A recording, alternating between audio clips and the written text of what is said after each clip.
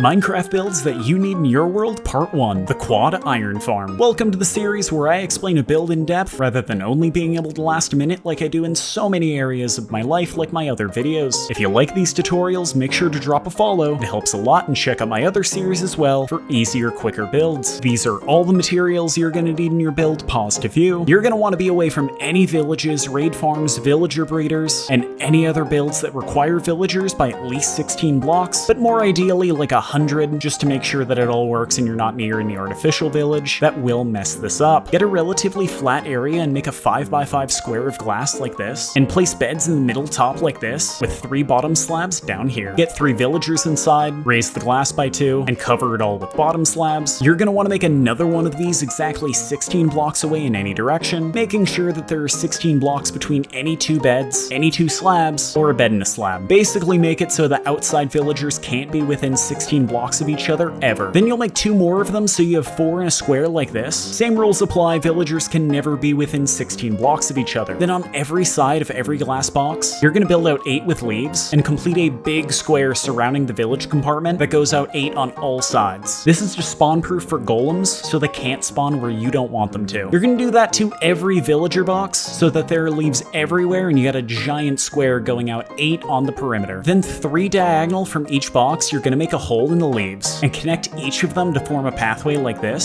so that there is a square within the square. And on one side of the square you will repeat this pattern. Rail, rail, rail, powered rail, powered rail, powered rail, powered rail, dug soul sand with water on top, dug soul sand with water on top, rail, rail. That's 3 regular rails, 4 powered rails, 2 soul sand, 1 below with water on top, and 2 regular rails. Repeat that for the other sides, and you should get a complete loop that goes to the corner of each villager box. Then trap a name tagged zombie in a minecart and make sure the entire path has leaves overhead so the zombie doesn't burn. Now off each corner of the villager boxes, you want to make a 5x5 area of spawnable blocks like stone and knock out the corner closest to the villagers. And you're going to want to build down at least 10, and at the bottom have hoppers leading into chests with 4 signs on top and lava on top of those. I was in a super flat so I couldn't go down the full 10 blocks, but trust me, it will increase the rates. Place open fence gates over top and make a wall surrounding the spawnable area with water in the opposite corner of the hole. You might find that golems spawn inside of the wall, so all you gotta do is make a 2 thick wall of solid blocks 3 high, and then cover the top with leaves, rather than a 2 high one made of leaves itself. Then back near the rails, on the inside corner of each tiny villagette, knock out these 2 sides of 5 blocks, and place bottom slabs across the bottom and middle blocks, so that the villagers will see the zombie every time it passes, and it'll wake them up from their sleep. You can wait in the middle of your farm, and if you still find that golems get stuck, you can place slabs on the inside like this to prevent that, and if golems aren't spawning, make sure the zombie is coming close enough to scare them, and that they can see each other. Make sure that there aren't any spawnable places underground, or another golem anywhere nearby, or a bed or another village nearby either. Then go to the individual chest to collect your iron, or make some kind of central storage system, and then like and follow for more builds.